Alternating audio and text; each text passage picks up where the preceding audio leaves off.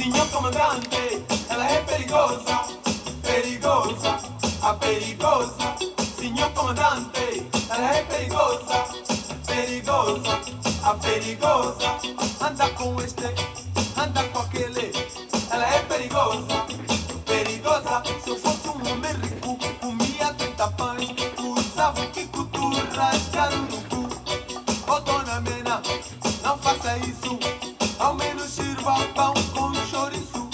Signor comandante, ela é perigosa, perigosa, a perigosa. Signor comandante, ela é perigosa, perigosa, a perigosa. Anda com este, anda com aquele, ela é perigosa, perigosa. Se eu fosse um homem rico, comia 30 pães, usava o Kiko tu rasgado no cu. Oh dona Mena, não faça isso, ao menos sirva pão com chouriço.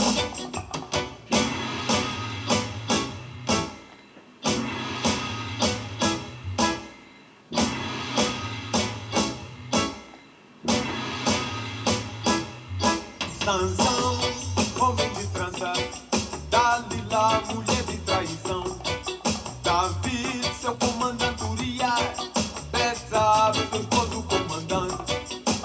Já veio um dia louco, ai Sodoma, Gomorra viram estátua de sal. Sansão, homem de trança, Dalila, mulher de traição.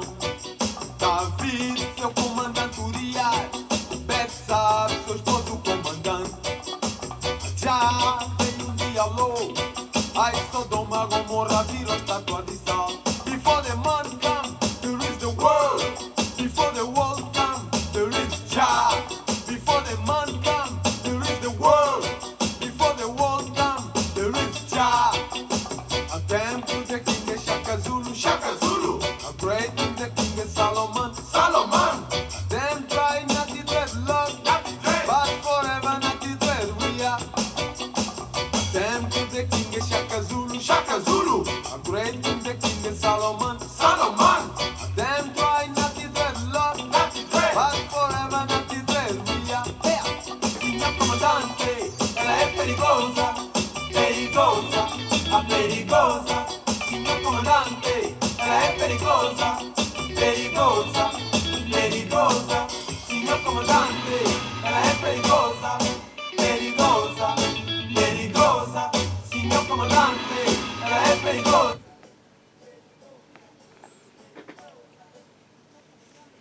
Chama-se Republicar, a micro-história que fez história numa Lisboa adiada. É um novo livro, aliás. É um novo audiolivro da investigadora Soraya Simões, que incide no primeiro momento do rap e da cultura hip-hop em Portugal. Muito bem-vinda, Soraya, de novo. Obrigada, Germano. O rap e o hip-hop em Portugal nasceram em guetos e em nichos da sociedade interracial? Sim, começaram a ter alguma expressão em zonas circundantes da área metropolitana de Lisboa, em áreas circundantes. Estamos a falar de onde? Amadora? Não só Amadora, Miratejo, Fonte da Telha, Carcavelos também e Oeiras, em vários espaços geográficos, mas que de facto estavam afastados do centro, neste caso de Lisboa. E pronto, e cresceram assim, e foram-se desenvolvendo assim. Primeiro, as primeiras manifestações acontecem em bairros e em manifestações de grupo, não é? E estamos a falar em que ano? 86. Em 86 já lidei com algumas cassetes, ou seja, as cassetes que me cederam, muitas delas eram de 86, 87, 88, e eram manifestações de grupos em escolas secundárias, nomeadamente na Escola Secundária do Laranjeiro, também na Amadora. Portanto, cederam alguns documentos e já havia essas manifestações, embora elas ainda não estivessem representadas na indústria. Há um vídeo muito curioso de 88 com os B-Boy Boxers, que seriam o primeiro grupo então a ser formado na margem sul, e de onde sairiam depois alguns dos grupos e alguns dos protagonistas que vêm a formar aquilo que seria a primeira edição discográfica. A primeira leva. O que é que havia antes disso? Antes disso, antes do rap? Não, antes de 86. Antes de 86 haviam outras manifestações em Portugal que já tinham chegado à indústria de gravação de discos.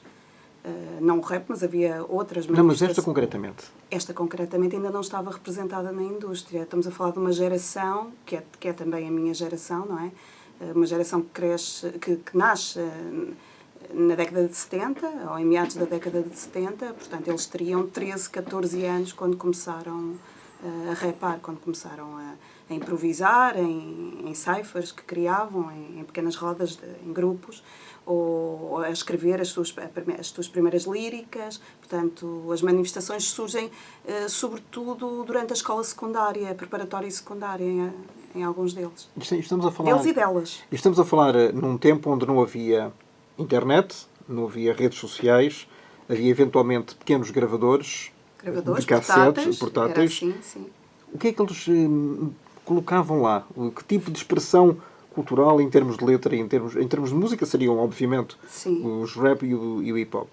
Sim, eu por acaso tive acesso a algumas dessas cassetes, alguns dos integrantes de alguns dos grupos cederam-me, e é muito curioso porque alguns há cassetes em que há muitas expressões em inglês, por exemplo, no início, teriam 13, 14 anos, e é normal, porque não havia referências de rap em Portugal ainda, e as referências vêm primeiro a partir de um programa de rádio que eu tenho referido nas entrevistas, que surge em 86 no Correio da Manhã Rádio, que era um programa chamado Mercado Negro, do João Vaz, e depois através de um programa mais à frente, que surge em 88, que era o UMTV Raps, e então estes dois programas acabavam por passar muitos dos grupos que acabam por ser referenciais para eles, não só porque estavam muitas vezes a retratar realidades que eram próximas, que eram semelhantes.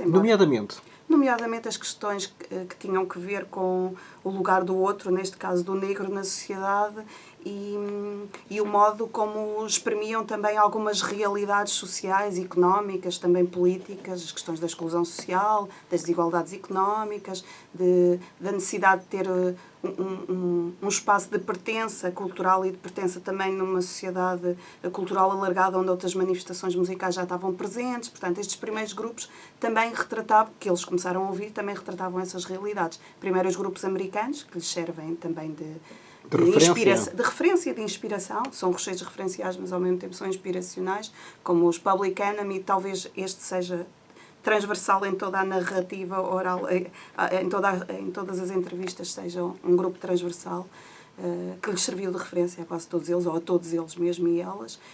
Mas depois também grupos franceses, porque nós também tínhamos dentro deste conjunto de pessoas que depois acabam por crescer e se envolver neste movimento, e algumas delas deixariam o registro no República, como é o caso de líderes da Nova Mensagem. Tínhamos uma imigração também francesa, vinda de França. Por exemplo, o Cris era filho de imigrantes em França, e então também havia referências já francesas, como o MC Solar. Começam a haver essas referências, ou seja, as referências começam a deixar de ser só o contexto americano e começam a abrir, sendo que há depois para um contexto europeu, mas com base africana.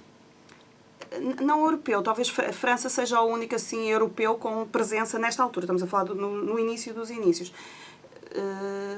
Talvez, ou não talvez, acontece mesmo que quando, já mais à frente, quando eles começam a gravar e a ter presença na indústria de gravação de discos, ou a começar a haver esse interesse por parte também dos jornais, da imprensa, da televisão, já estamos a falar já no início da década de 90, já não é esta segunda metade dos anos 80, o Gabriel o Pensador, aliás isto é conhecido porque eles... Que vem do Brasil? Que vem do Brasil, vem dar um espetáculo a Portugal e depois acaba por se tornar também uma referência no sentido de que eles perceberam que se este tipo está a rimar em português, então se calhar é possível nós retratarmos as nossas realidades, então usando o português, não só o português, porque depois também há rappers que já começam a utilizar o crioulo, como o caso do Joe, o TWA mais à frente, o próprio Cholage, antes disso os Family, o Boss AC, Zona Dread, aqui e ali, em alguns repertórios, alguns nem foram gravados porque tinham elementos cabo-verdianos no grupo. Portanto, essas expressões também começam a ter representação, ou por exemplo, no caso de Kossum de Lola, que não sendo rap, tinha uma ligação a este contexto. Que começamos por ouvir. Tinha uma forte expressão também de dialetos e línguas angolanas, como por exemplo o quimbundo. Portanto, essas expressões começam a ganhar território não só na indústria de gravação de discos, são gravadas discograficamente e têm um impacto a partir do disco de uma forma mais ampla, como também começam a entrar na sociedade portuguesa, deixam de ser pertença daqueles territórios para passarem a ser... De muitas pessoas que começam também a tentar perceber o que é que elas querem dizer. Mas, Soraya, a indústria discográfica comercial, como nós a entendemos Interessou-se por este fenómeno ou levou algum tempo? Levou algum tempo na medida em que eles começam a rapar a partir da segunda metade dos anos 80. Mas não é? era um fenómeno cultural de nicho. Sim, sempre foi. Até à altura em que ele é gravado, sempre foi. E depois da gravação também continuou a ser. Mas menos, eventualmente. Depois, provavelmente, há alguns que acabaram por se diluir numa cultura mais alargada, numa cultura popular mais alargada, e deixou de ser só rap para passar a... Porque o rap, em concreto, de que este audiolivro fala, é uma situação muito específica, não é? Eu falo de um aspecto concreto da cultura hip-hop, alargada, não é? No sentido antropológico de cultura hip-hop, que tem várias variáveis, que tem o muralismo, ou o grafite, e que tem o breakdance, e que tem a parte do DJ. Portanto, eu falo, tem essas 4 variáveis, de uma forma interna é representada assim, discursivamente, mas depois o rap em concreto, ou o hip-hop, acabou por tornar-se heterogéneo, muito heterogéneo, e absorver outro tipo de práticas musicais e outro tipo de sonoridades e formas de produzir e de recepcionar aquela música. Então há um determinado momento, que é logo a partir da primeira gravação discográfica daquele EP do General Lee, O Portugal é um Erro, em que se começa-se a sentir isso na música, essas introduções de várias formas dele se manifestar, não deixando de estar lá o rap, mas outras formas de chegar à prática musical e ao meio da música popular em concreto, a introdução de guitarras elétricas, baixos e baterias, eletrónicas e acústicas, em paralelo com a maquinaria da época, em primeiro é que a Y10, depois os MPCs mais à frente, ou outro tipo de maquinaria. Depois a própria lírica, que era uma lírica que obedecia às 16 barras, mas depois também acaba por ser heterodoxa, não deixa de estar confinada só a esse modelo mais canónico, entre aspas, da prática. Portanto, ela acaba por abraçar outras tipologias, e aí já estamos a falar de uma prática que tem representação no âmbito da música popular, não deixando de ser o que é, porque as temáticas do território continuam a estar lá. A raiz está lá. Sim, continuam a estar lá, porque o rap também, no dia em que deixar de ter isso, deixa de ser rap, passa a ser outra coisa qualquer, acho eu. Pronto, e então está lá também isso, está lá a questão do território, está lá no General Lee, está muita questão da experiência, do que foi a experiência da guerra colonial e de descolonização, a introdução do capa como afirmação de uma identidade africana na cultura de Lisboa, e a partir de Lisboa um pouco por todo o país, não é? Porque depois se dissemina outras práticas e outras formas de representação. Depois também o diálogo interessante que começam a estabelecer com outras práticas, como por exemplo o cinema, esse diálogo interessante entre o cinema de autor e a sua realidade, entre aquilo que também é o papel das mulheres nessa prática, não é? Porque surgem aqui os 2 primeiros grupos de rap femininos. Havia outras, isoladamente, Fly Girls e MCs, que até estão representadas em alguns dos vídeos que me cederam, nomeadamente esse no Laranjeiro, em que aparecem algumas, uma delas até já morreu, que eu tentei procurar e já tinha morrido, mas que aparecem na Escola Secundária Laranjeiro ali. Portanto, mas depois há 2 grupos, que são as Divine e as Jamal, que acabam por gravar. O primeiro, as Divine, em 2 discos de Black Company, de Jamal deixam mesmo um registro discográfico, já em 97. Portanto, todas estas questões, que são questões particulares da prática, mas que também se cruzam com aspectos da cidade de Lisboa naquele momento, não é? Porque estamos a falar do racismo, da exclusão social, que são também temas de organizações que acabam por se oficializar nessa altura, como o SOS Racismo, a Olho Vivo, antes do SOS, a Abraço, talvez mais à frente, já não faz parte deste recorte cronológico, mas mais à frente a Associação Sons da Lusofonia. Portanto, este diálogo interessante entre aquilo que são as realidades cotidianas destas pessoas, que acabam por ser músicos também, intérpretes, MCs, acabam por se cruzar com o discurso de uma cidade em transformação, ou numa tentativa de apresentação de novos códigos e valores. Eu tenho o meu princípio, não falo município, porque não sou municipal, não o principal. Se és contra os valores, estou cá para te dizer, estou confio em Deus. Não sou contra judeus, não condeno à toa, sempre aprendi na boa. Não estou sempre em Lisboa, porque não sou um dispoeta. Sou um pisaueta, cara de borboleta, não liga a tua treta. Antes de barbaridade, prefiro ser poeta. Porque não sou pateta, abafo de abafo a qualquer inocente. Sou um combatente, sim, com muita fé. E mesmo inveja qualquer racista de boca feita. Eu vim de lá, de África, mas o destino deixou-me cá. Assim como levou muitos de cá para a África, e ainda continua a levar, e cá não deixam entrar. E já agora, tu que já viveste em África, por que és pior que o Vitor nunca teve lá? Racista, otário, vira a boca para lá. Ei, ó. Nasceste em Lisboa, na zona mais boa. Viveste em Angola, terra dos costumes do Lola. Agora armazém, parece que queres privar o espaço, mas não tens condições de viver sozinho, sem vizinho. Eu quero ver como será o teu futuro. Se continuares assim, eu não tatuo. Yo, se não nos queres, calma lá e mostra o teu poder. Tens que eliminar a nossa raça se nos quiseres vencer. Caso contrário, ela continua a crescer. Até quando Deus quiser. Bribaba, bribaba, bribaba, baba, baba, baba, check it out. Não sou municipal, sou universal. Vivo e revivo onde quero, como quero. Não sou municipal, sou universal. Vivo e revivo onde quero, como quero. Não sou municipal, sou universal. Vivo e revivo onde quero, como quero. Não sou municipal, sou universal. Vivo e revivo onde quero, como quero. Influência negra e General D, Universal. Este é um tema representativo de que época? É um tema representativo, é logo da época em que eles começam a rapar, embora ele só seja gravado discograficamente nos anos 90. Mas nestas cassetes que me foram cedendo, VHS e também em fita cassete, não é? Gravações que eles faziam a partir destes gravadores portáteis, é muito notório já esta realidade, não é? Eles falam muito, sobretudo o General D, nesse VHS que até é o Cris que me cede dos líderes da Nova Mensagem, o Joe Stee era o nome de guerra. Portanto, VHS em que o General D e até o MC Lilton falam da experiência dos skinheads ali, da forma como eles chegavam a Lisboa, não é? Quando vinham na travessia de barco, por exemplo. Aquilo é muito presente este discurso já, que é um discurso ainda não musicado, não é? Porque quando ele chega aqui já está musicado, já é a música. Primeiro é o poema. Primeiro é a lírica, a letra. Sim. A lírica acompanha, sim, porque no início o mais comum é encontrá-los ou a rapar à capela, não são as batidas de um baixo ainda, ou então com o beatbox, não é?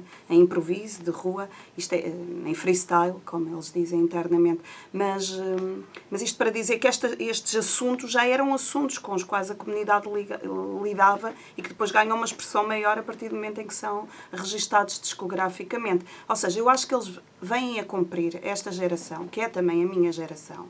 Embora, quer dizer, eu não tenha vivido estas realidades na primeira pessoa, é impossível viver estas realidades na primeira pessoa, quanto mais não seja porque a experiência do corpo negro na sociedade eu não tenho. Tenho elementos da família que a têm, mas não a tenho diretamente. Mas o certo é que a expressão que os assuntos, que são os assuntos do dia-a-dia destas pessoas, passam a ganhar na sociedade portuguesa, permite-nos também um aspecto muito interessante. Eles são os primeiros a fazer a reportagem das ruas, a retratar essas realidades. Permite-nos analisar também o que foi a história contemporânea nestes anos, a partir do discurso destes intérpretes. E estas letras são temporais ou intemporais? Elas são atemporais. Infelizmente são atemporais. Ou seja, 30 anos depois, estas letras estão perfeitamente atuais. Sim, sim. E falam de uma realidade que existe 3 décadas depois. Sim, sim, que continua a existir, exatamente.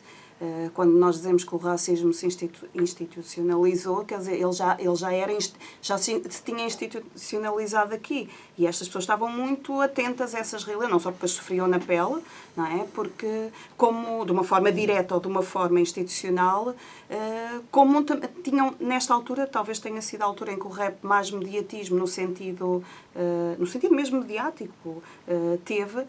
Portanto, é como se eles também tivessem um poder, o microfone dava-lhes esse poder e a gravação, está num estúdio de gravação, para retratar essas realidades. Mas não chegava ao grande público. Houve uma altura em que chegou, porque o República foi disco do ano, na altura em que saiu, ele acaba por E depois houve o retrocesso? Retrocesso no sentido de que muitos deles... Sim, numa altura em que chegou, dá a ideia que depois voltou para trás. Não, eu acho é que isto também dá que pensar, não é? Porque muitas destas pessoas que entraram no República hoje em dia não vivem exclusivamente da música e algumas nem fazem música. Portanto, isto também dá que pensar, não é? Temos todos que pensar acerca disto, porque aquilo serviu também a um determinado contexto histórico, político também, ideológico e cultural que estava em transformação. A cidade estava em transformação. E eles foram o rosto também dessa transformação. Porquê é que falas na microhistória que fez história numa Lisboa adiada? Adiada porquê? Adiada porque os assuntos que estes sujeitos da história levantaram são todos os assuntos que nós hoje estamos a discutir na sociedade portuguesa e estamos a tentar procurar uma resposta para eles, ou então formas de luta em relação a eles. Portanto, eles levantaram-nos. Muitos deles foram os primeiros a levantar essas questões na sociedade portuguesa, porque esta prática musical naqueles anos teve um impacto na comunidade jovem. A comunidade jovem, no sentido geral, não circunscrita àquelas comunidades, acabou por ter contato com estas realidades a partir desta música. Uma música que não tinha tocado na geração anterior, a geração dos pais e dos avós? Os assuntos não tinham tocado na geração dos pais. Pontualmente, por exemplo, eu recordo-me que, por exemplo, no caso dos movimentos de libertação em África, e sobretudo no contexto angolano, foi um contexto que eu estudei ali, no período que vai de 61 a 75, e onde até foram realizadas 4 entrevistas, 4 músicos que se inseriram em diferentes movimentos de libertação. A representação, por exemplo, do período colonial, da resistência à censura e à ditadura, estavam retratadas. Estou-me a referir, por exemplo, à Angola 72 com o Bonga, ou ao trabalho de Carlos Lamartine, ou até do próprio Teta Lando, ou do Rui Mingas, nessa altura. Mas estava de uma forma codificada em metáfora e não tinham alcance na comunidade, já tinham alcance numa comunidade politizada, de esquerda, intelectual. Rui Mingas passou para a rádio, por exemplo, era muito naqueles anos. Estamos a falar de uma música que naqueles anos, como por exemplo, estabelecendo aqui um paralelo, teriam os nossos músicos aqui em Portugal, ou os que tiveram no exílio, não é? O Zé Mário, o Cília, o Sérgio Godinho, o Tino Flores, etc.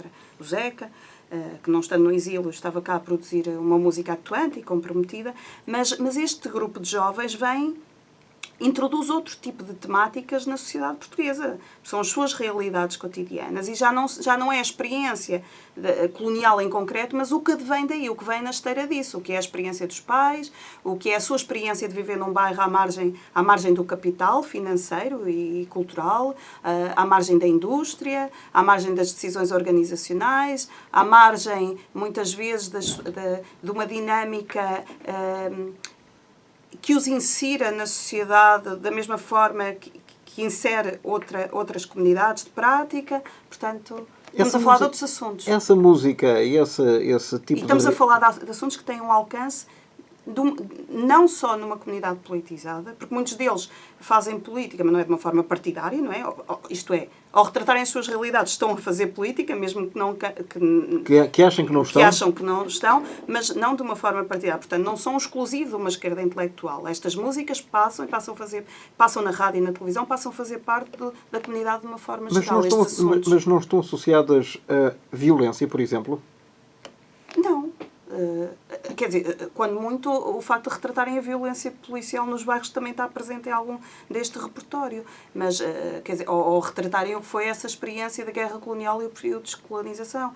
Mas não, só se a violência for uma violência gramática, na forma como se cospe, não é? Na forma como eles cospem aqueles temas. Não há nenhum incitar à violência. Mas há uma revolta interior em todas estas letras. Há uma revolta interior, mas lá está, é a realidade cotidiana, é uma catarse daquelas pessoas que é também, lá está, é um reflexo da sociedade naquele tempo e naquele espaço, que é contínua, não é? Que tem não há uma descontinuidade histórica nisso, só há na forma de produzir aquela música, mas do ponto de vista da lírica não há. Mas também é uma realidade que nos permite analisar a história contemporânea naqueles anos, o que foi, porque esse papel, como eu dizia há pouco, de fazer a reportagem das ruas e o que se estava a passar naquele momento, é um papel que lhes cabe a eles e a mais nenhum outro ator na música popular naqueles anos. Portanto, eles são sujeitos dessa história. São pelo menos pioneiros. São pioneiros.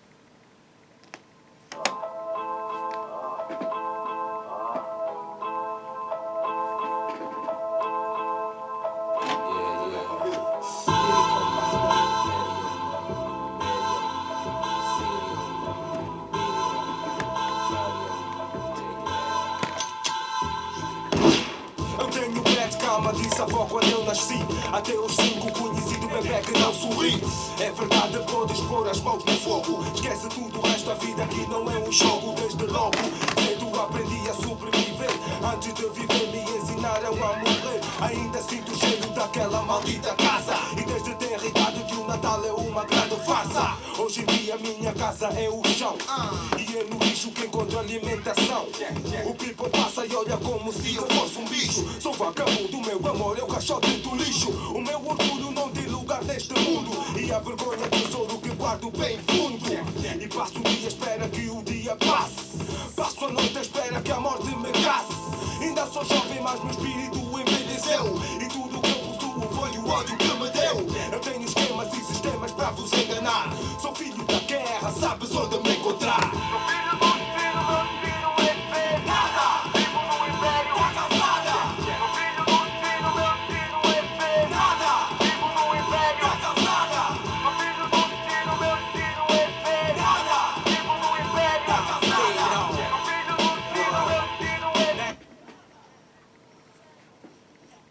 Império da Calçada, os Black Company.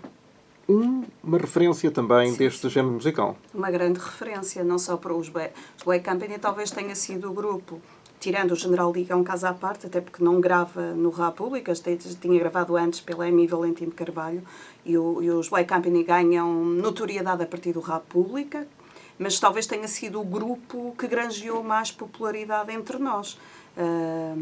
Porque é um grupo que, sendo musicalmente já um grupo avançado para aquela altura, não é? No sentido musical mesmo, tinha uma musicalidade já, uma ideia daquela música já mais, com mais endurance, tinha uma particularidade, é que fazia essa reportagem de uma forma que era fácil de apreender pela maioria da sociedade no geral. Por exemplo, quando eles fazem aquele disco, o Geração Rasca, ou seja, o título daquele álbum de estúdio, o primeiro álbum de estúdio, Geração Rasca, aquilo também quer dizer, o rap é uma arma e uma resposta, não é o que estava a passar. Há um jornalista do Público que intitula A Minha Geração, de Geração Rasca, após as manifestações que sucedem na comunidade. E depois é a Geração Arrasca. Pois é, a Geração Arrasca, exatamente. Que é a minha também, que também está a Arrasca. Gel derivado. Exato, foi Arrasca e agora está a Arrasca. Pronto, e isso até vem no período da Troika, não é? Pois os tempos repetem-se. Mas isto para dizer que os Black Company eram muito representativos também da história daquele momento, portanto, esse álbum de estúdio que depois tem esse título é talvez dos períodos em que os Black Company, quando gravam esse álbum, mais concertos tenham dado, mais fazem parte da nossa memória coletiva, da nossa história. Portanto, é um grupo muito interessante nesse sentido. Mesmo há um aspecto aqui, eu falava de Abraço, que surge neste contexto, e muitos destes rappers, em cassetes que o Cris me cede, dá para perceber que eles vão a festas de abraço, são chamados para tocar em festas de abraço. E há um tema precisamente do Zero Positivo dos Black Company que eu nem nunca questionei isto, e há pouco tempo tive com o Bambino, ele foi lá buscar um livro à minha casa e que era dos Black Company, e ele estava-me a dizer como é que surge aquele tema. Pronto, há sempre coisas que nos escapam na história oral, ele estava a falar que aquilo tinha a ver precisamente com essa história concreta, uma história de abraço, não é? Em que a Margarida Martins vai para um debate na RTP e depois eles começam a rimar Zero Positivo. Não, agora não vou rimar porque eu não tenho jeito para cuspir. Mas pronto, mas é muito representativo do que se estava a passar, de todas essas variáveis da sociedade e do que se estava a acontecer naquele momento. Estamos a falar em vários períodos de rap em Portugal, ou seja, entre 86 e 96, de resto serviu a tua tese de mestrado. Como é que é, então, de 86 para 96, estamos a falar de um período, e de 96 para a atualidade? Pois, eu não mergulhei na atualidade. Mas qual é a tua sensação? Está consolidada ou mantém-se marginal? Há de tudo. Tens um lado mais que cria essas bolsas de resistência e que é muito comprometido e que faz a reportagem e que... E pronto, eu parto sempre daquela ideia, como tu já sabes, já falámos noutras alturas, que toda a música é política, mesmo aquela que se diz a política, porque também, quer dizer, política no sentido que ela reflete sempre um tempo e um espaço e as condições que esse tempo e espaço possibilitam. Bem, a minha pergunta de há bocado serão músicas datadas. Não, elas na lírica não são datadas. Quando muito, eles hoje em dia produzem de outra forma, não é?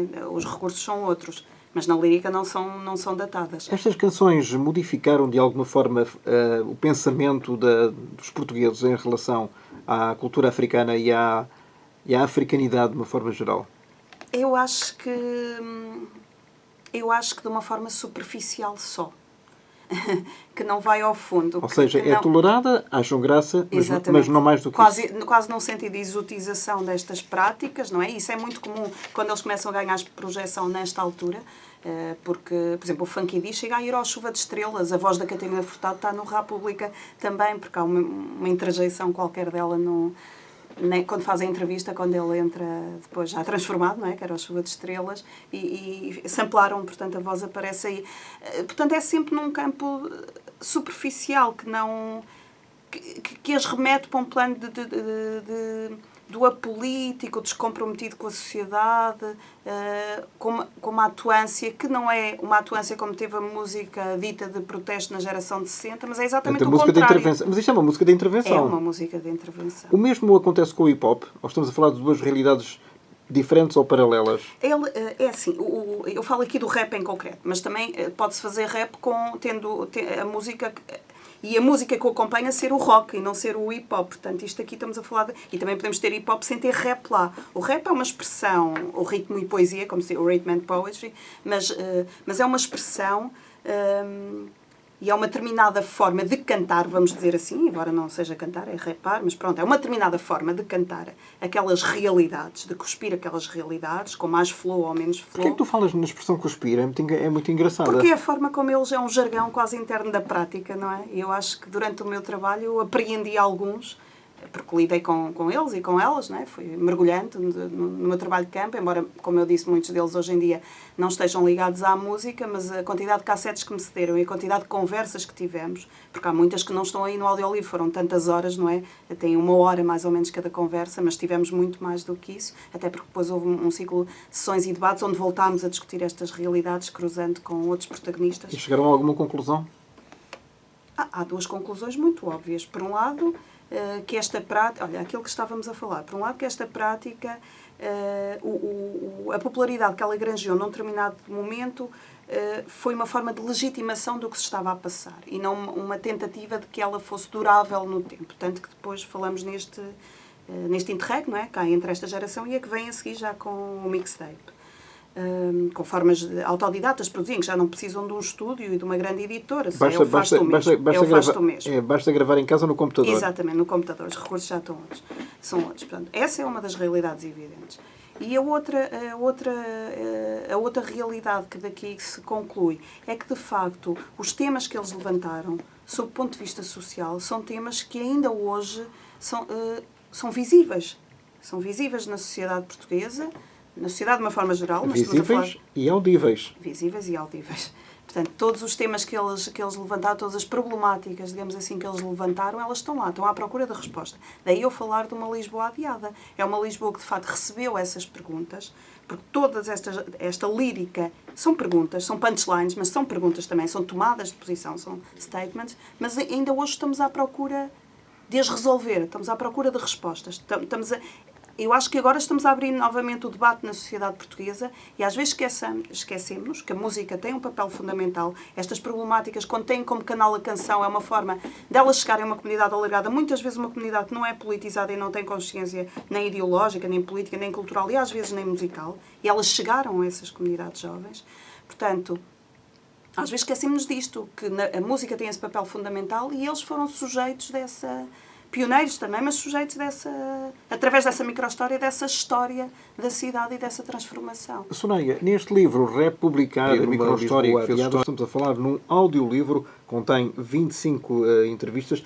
E são mais, algumas estão transcritas, não é? Estão transcritas, são até portanto, mais. Mas é um conjunto muito alargado de opiniões e de memórias, seguramente. Há um QR Code que dá acesso a várias recolhas e a estas entrevistas. De que forma é que as pessoas podem ter acesso, então, a ouvir o que está neste livro? Então, quando compram um livro que tem uma componente escrita, que é a contextualização dessa história oral, não é? A minha interpretação da história oral, enquadrando no modelo histórico-musical, mas sobretudo no modelo historiográfico, o que se estava a passar na cidade, etc. Estamos a falar só naquele período. Só naquele período, de 86, os 10 primeiros anos do rap em 86 a Portugal. 96. Exatamente. Portanto, no fim do livro tem um QR Code, que é um link que dá acesso a essa história. Escrevem o link na net e está um álbum, criado pela editora Caleidoscópio, que dá acesso então, a essas conversas. E aqui, através do telemóvel, também se pode haver algum código de barras? Sim, esse código que está aí dá acesso a qualquer dispositivo, digamos assim, ao computador, smartphone, Android, em qualquer um pode escrever o link e dá acesso às conversas. Então, e de 96 até à atualidade, vai haver um volume 2 do Republicar? Provavelmente não, porque como te disse da outra vez, na outra entrevista... Mas isto vai ficar incompleto. Não fica incompleto, porque eu tenho uma tese ainda que vai ser defendida, não Bom, é? em que ano? O próximo ano letivo, se tudo correr bem, é defendida agora. 2017, 2018. Mas estava-te eu a dizer que... Incompleto não, porque este livro tem uma lente e a lente é esta, não é? Neste sentido, responde àquilo que é a questão avançada no início. Responde que estas questões estão à procura de resposta, como se vê. Mas o meu trabalho, como tu sabes, porque já falámos disto noutra entrevista, começa na década de passagem da década de 50 para a de 60 e termina na de 90. E neste espectro cronológico alargado há muita coisa ainda para fazer. Portanto, e na história nós temos sempre este olhar sobre o que foi, não é? Tentar perceber, contextualizar e tentar perceber o que foi e de que forma é que tem repercussão no presente. Portanto, eu não mergulho no presente, não há lente suficiente ainda sobre o que se está a passar.